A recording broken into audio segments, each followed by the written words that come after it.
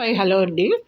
చూడండి, ఇక్కడ మంచి మామిడికాయలు, పుల్లనైన మామిడికాయలు 5 మామిడికాయలు తీసుకొని చక్కగా ఒప్పలు గోయించుకొని ఇలాగా ఎండలో కాసేపు పెట్టుకున్నానండి.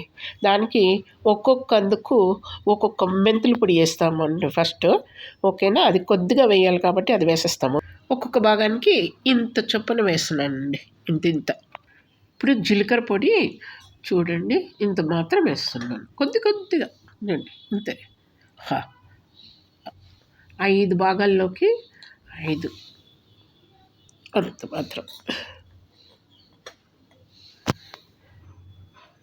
అంతే. కొంచెం ఫుల్గా అండి.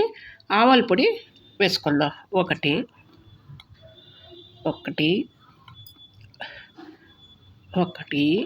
ఆవాల పొడి ఎంత వేసుకున్నా ఏం పర్వాలేదు, ఏమవుతుంది.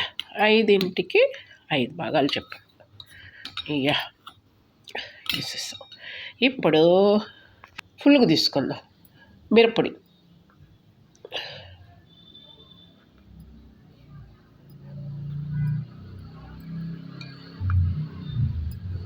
అంతే. ఇప్పుడు రాళ్ళుప్పు తీసుకున్నాము, మొత్తానికి 1 కప్పు. చూడండి, ఈ కప్పు. ఇదంతా వేస్తే సరిపోతుంది కాబట్టి వేసేస్తున్నాను. 5 మామిడికాయలకి 1 కప్ అంతా. ఇప్పుడు ఉలిచిపెట్టుకున్న తెల్లగడ్డలు వేసేసుకుంటున్నాను.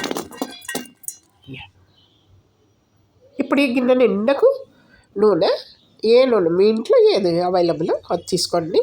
గిన్నె చూడండి, అది గిన్నె నిండకు పోసేస్తాం.